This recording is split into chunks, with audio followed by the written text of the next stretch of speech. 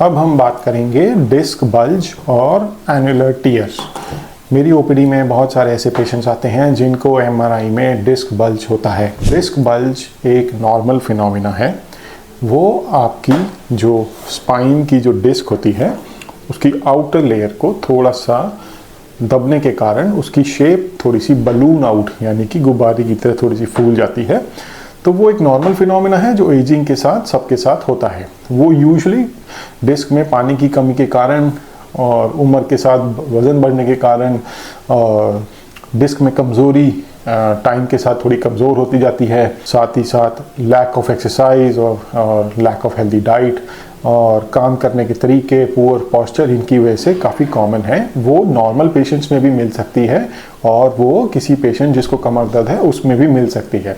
तो disc bulge होना कोई एक बीमारी का साइन नहीं है। जब तक मरीज़ को असहनीय दर्द या असहनीय टांग में शियाटिका वाला पेन नहीं हो रहा हो तब तक डिस्क बल्ज से मरीज़ को ज़्यादा परेशान नहीं होना चाहिए। वो एमआरआई में एक नॉर्मल फाइंडिंग है। अब दूसरी रहेगी एन्युलर टीयर्स।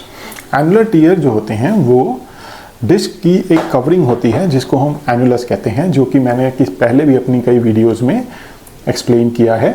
तो डिस्क की जो आउटर लेयर जो एन्युलस होती है वो फाइबरस लेयर होती है। विद टाइम क्योंकि उस पर मूवमेंट्स की वजह से प्रेशर पड़ता है तो वो लेयर धीरे धीरे फटने लगती है, स्पेशली जहाँ वो थोड़ी सी कमज़ोर होती है, जो कि मेनली पीछे की साइड यानी स्पाइनल कॉर्ड या नर्व्स की साइड होता है।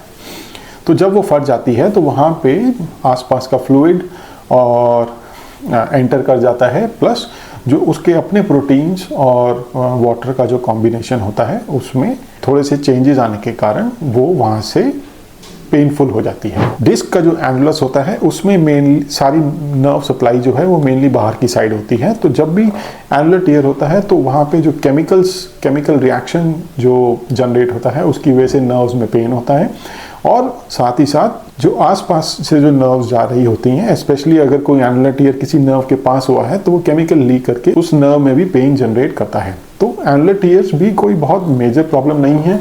विद टाइम वो ठीक हो जाते हैं। उनको थोड़ा सा रेस्ट और पेन किलर्स की ज़रूरत होती है और प्रिकॉशंस जो कि मैं अपने पेशेंट्स को एडवाइस करता हूँ। ऐसे केसेस में पेशेंट्स को on end of back pain रहता है, बट अगर वो pain killers, adequate rest and spinal precautions follow करते हैं तो वो काफ़ी समय तक फुल्ली फंक्शनल रहते हैं। धन्यवाद।